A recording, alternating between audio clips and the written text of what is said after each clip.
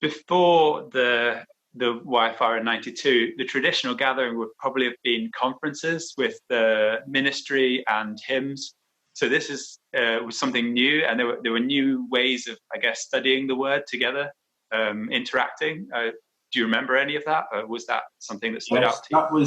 That again was, and that has morphed over the years, and now it's quite common to break. I mean, in camps you go into small groups.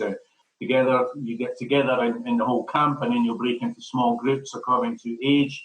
You do it in many things now. A lot of things have become seminars rather than conferences. So instead of one person standing there giving a 40-minute ministry, you'll possibly get smaller sound bites and maybe a menu of things that you could go to. And so I was looking at the video earlier, and I was reminded that people were given maybe 3 choices. So the very first one, they were given 3 choices in the morning, and you either go to this choice, that choice, or that choice. And people would choose based on the content or who was leading them or the style. So some would be a ministry style, some would be a seminar style, some would be just a Bible discussion group style.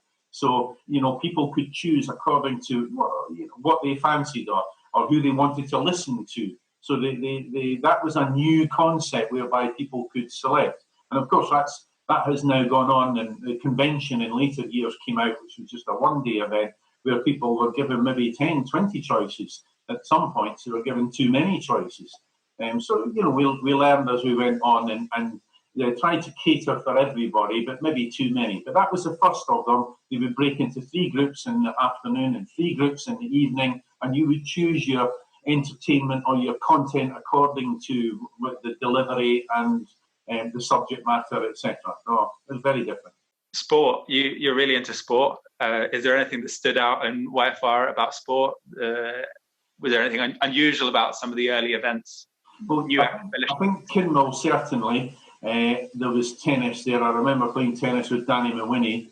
I think he was the one who, he'd come from Australia, although Irish originally, and he was at the very first one, had a keynote speech, and it was him that kind of said, we should do this again, I remember, from the platform. So it kind of caught the mood, and people had enjoyed it so much. So Danny was into his tennis, so there was definitely a tennis match. There was also there was a swimming pool there. In the very first one, there was a swimming pool, which I'm not sure, but it was allowed to be open, or whether we just opened it and used it. It was just mayhem. It was forgetting safety standards and anything like that. There were people dive bombing in. It said fantastic weather, and people just had a great. I think it was a Saturday afternoon. Everybody just camped out around the swimming pool, and then I think in later years, Kinmel fell into disrepair, and there had to be work parties going. I remember somebody had a wedding there. We had work parties going to Kinmel to try and help them get it established again and get it clean enough and useful for our accommodation. So the swimming pool was there as well, which would have been a highlight, certainly the first one. But unfortunately, the second one, I don't think they were allowed to use it for safety standards. Probably the committee got a little bit too more regulated in later years. Yeah? Late night events were as well something that they caused some trouble with some people because they just went on and on and on. So in the evenings, you would just, the older people were encouraged to go to bed whenever they felt tired, and that left the younger people just staying up irresponsibly, not getting to bed at sensible hours. But I think that was another highlight whereby people would just enjoy company and doing things into the evenings, quizzes, etc.